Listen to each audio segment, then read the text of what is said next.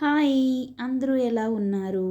నేను ఈరోజు చేప లేకుండా చేప ఫ్రైని బనానాతో చేస్తున్నాను.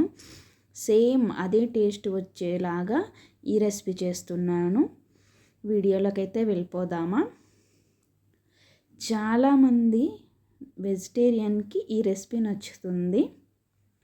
ముందుగా ఒక బౌల్ తీసుకొని పసుపు, కారం,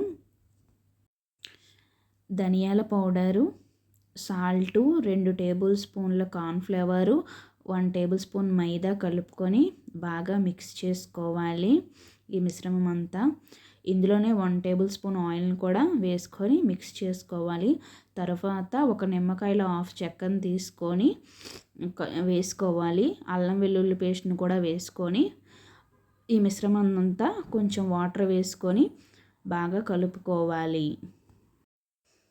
ఈ మిశ్రమంలో కొత్తిమీర, కరివేపాకు కూడా వేసుకొని ఒకసారి బాగా కలుపుకోవాలి. నేనైతే ఒక అరటికాయ తీసుకొని పైన చెక్కు తీసుకొని ఈ వీడియోలో చూపిన విధంగా క్రాస్గా కట్ చేసుకొని చిన్న చిన్న ముక్కలుగా సన్నగా కట్ చేసుకోవాలి.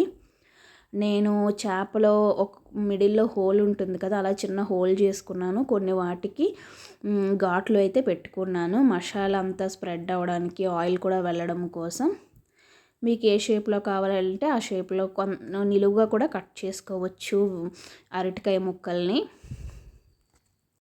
తర్వాత స్టవ్ వెలిగించుకొని దోశ తవ పెట్టుకోవాలి. దోశ తవ బాగా వేడైన తర్వాత ఆయిల్ వేసుకొని ఆయిల్ని స్ప్రెడ్ చేసుకోవాలి. బాగా ఆయిల్ హీట్ అయిన తర్వాత ముందుగా కట్ చేసుకున్న బనానా ముక్కల్ని మనం కలిపి పెట్టుకున్న మిశ్రమంలో డిప్ చేసి తవా పైన వేసుకోవాలి. తర్వాత రెండు పక్కల బనానా ముక్కల్ని బాగా ఫ్రై చేసుకోవాలి. ఈ బనానా ఫ్రై ముక్కలు రైసు రసంతో చాలా బాగుంటుంది సైడ్ డిష్గా. మీరు కూడా ఒకసారి ట్రై చేయండి. మేమైతే ఈరోజు రైసు రసంతో ట్రై చేసాము. ఇలా ఫ్రై అయిన ముక్కల్ని ఒక ప్లేట్లోకి తీసుకొని సర్వ్ చేసుకోవడమే. నా వీడియో మీకు నచ్చినట్లయితే లైక్, షేరు, సబ్స్క్రైబ్ చేయండి. Thank you for watching.